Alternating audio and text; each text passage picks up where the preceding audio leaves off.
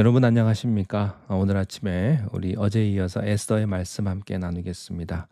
에스더 5장 13절, 14절 말씀입니다. 그러나 유다 사람 모르드게가 대궐 문에 앉은 것을 보는 동안에는 이 모든 일이 만족하지 아니하도다 하니 그의 아내 세레스와 모든 친구들이 이르되 높이가 50규빗 되는 나무를 세우고 내일 왕에게 모르드게를 그 나무에 매달기를 구하고 왕과 함께 즐거이 잔치에 가소서 하니 하만이 그 말을 좋게 여기고 명령하여 나무를 세우니라. 아멘. 악한 하만이 왕과 왕후의 아주 개인적인 잔치에 초대를 받고 아주 기분이 좋았습니다. 온 세상이 자기를 위해 존재하는 것 같았습니다. 그리고 자기밖에 없다. 내가 가장 뛰어난 사람이다. 그런 교만함이 그에게 있었습니다. 그런데 그렇게 기분 좋게 연회가 끝나고 나서 집에 돌아오는 길에 문지기였던 모르드게를 만나게 됩니다. 그래서 마음이 상하죠. 너무너무 기분이 나쁩니다. 그래서 자기 발등을 자기가 찍는 치명적인 자충수를 두게 됩니다. 집에 돌아와서 아내와 채축근들에게 한참 자랑을 하는 마지막에 모르드게 얘기를 꺼내요. 13절에 그러나 유다 사람 모르드게가 대궐 문에 앉아 있는 것을 보는 동안에 이 모든 일이 만족하지 아니하도다. 왕의 신임 받았죠. 그리고 가장 높은 자리에 있죠. 그리고 프라이빗한 그런 개인 파티에도 초대받았어요. 왕의 파티에. 그 정도 했으면 좀 만족할 일인데 오직 단 한 사람 모르드게가 자기에게 절하지 않는 이 모든 게 만족하지 않는다.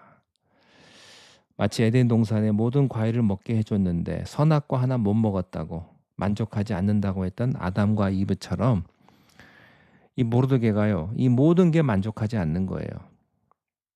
교만의 극치는 자기에게 없는 걸 봅니다. 자기를 반대하는 단 한 사람을 견디지 못하는 게 교만입니다. 여러분, 사람들이 여러분을 반대할 수도 있고 비판할 수도 있습니다. 너무 속상해하지 마십시오. 우리가 하나님도 아닌데, 아니 하나님이신 예수님도 비판당하셨는데 어찌 우리가 비판을 안 당하겠습니까? 어찌 우리가 인기투표 100%일 거라고 생각합니까? 약점도 있고 실수도 있는데요. 하만은 교만해서 단 한 사람을 견디지 못하는 거예요. 교만하면 사람이 둔해진다고 그랬는데요. 쓸데없는 분노의 노예가 되면 또 사람이 둔해집니다. 그래서 14절에 그의 아내 세레스와 모든 친구들이 이르되 높이가 50규빗 되는 나무를 세우고 내일 왕에게 모르드게를 그 나무에 매달기를 구하고 왕과 함께 즐거이 잔치에 가소서 하니 하만이 그 말을 좋게 여기고 명령하여 나무를 세우느니라. 여기서 이 나무는 그냥 나무가 아니라 그 당시 페르시아에서 죄인을 처형할 때 쓰는 십자가 형태의 나무를 뜻합니다. 아주 높아요. 높이가 50규빗이면 약 23m입니다. 굉장히 높죠. 그 높은 나무에 못 박아서 아주 고통스럽게 모든 사람 보는 앞에서 치욕스럽게 죽이면 당신 속이 풀리지 않겠는가 하는 거죠. 유유상종이라고 하만의 와이프나 그 친구들이나 다 똑같아요. 어떻게 이렇게 악한 아이디어를 냅니까? 그런데요, 하만은 이 아이디어가 마음에 든 거예요. 그렇지. 모르드게는 수산성 유대인들을 대표하는 심벌 같은 인물인데 이렇게 그를 샘플로 공개 처형함으로 유대인들에게 나한테 대들면 어떻게 된다는 것을 메시지로 보여줄 필요가 있다. 이제 11개월 후면 너희들도 다 이 꼴이 된다는 것을 미리 알려주는 것도 좋겠지. 이런 생각을 모르드게가 한 것입니다. 하만의 이 약한 계략은요, 그 다음 하루 동안에 하나님의 전혀 생각하지도 못한 놀라운 반전 카드로 인해서 순식간에 뒤집혀지고 맙니다. 시편 7편 14절부터 15절에 악인이 죄악을 낳으며 재앙을 베어 거짓을 낳았도다. 그가 웅덩이를 파 만들며 제가 만든 함정에 빠졌도다. 그의 재앙은 자기 머리로 돌아가고 그의 포악은 자기 정수리에 내리리이다. 아멘. 정말 그렇습니다. 여러분, 남을 해하려고 음모를 꾸미지 마십시오. 그대로 여러분에게 돌아올 거예요. 에스더는 우유부단한 사람이 아니에요. 하나님이 명령하시니까 지금 자기의 목숨을 걸고 나서는 용기가 있었습니다. 그러나 그 용기를 실행함에 있어서 그녀는 지혜로웠습니다. 무모하지 않았습니다. 이게 중요합니다. 우리에게 이 용기와 지혜가 동시에 필요합니다. 하나님의 뜻을 추진할 때 담대하게 나아가는 것 이상으로 중요한 것은 지혜로운 거예요. 여기서 우리가 조급하게 일을 처리하면 실패를 자초하게 됩니다. 이것은 지금 수백만 하나님의 백성들의 목숨이 걸린 일이거든요. 에스더가 그래서 그 일을 수행하는 데 있어서 서두르지 않았어요. 여러분도 서두르지 마십시오. 순간순간 기도하며 하나님의 다음 코칭을 기다려야 합니다. 에스더가 그렇게 해서 하루를 더 기다리는 사이에 에스더도 몰랐던 하나님의 놀라운 섭리가 기가 막힌 우연과 우연의 연결로 이루어지게 됩니다. 집으로 가던 하만이 모르드게를 만난 사건도 그 퍼즐 조각 중에 하나입니다. 이 일이 다음 우리 6장에서 하나님의 놀라운 반전을 만들어내는 퍼즐로 어떻게 사용되는지 우리가 보게 될 텐데요.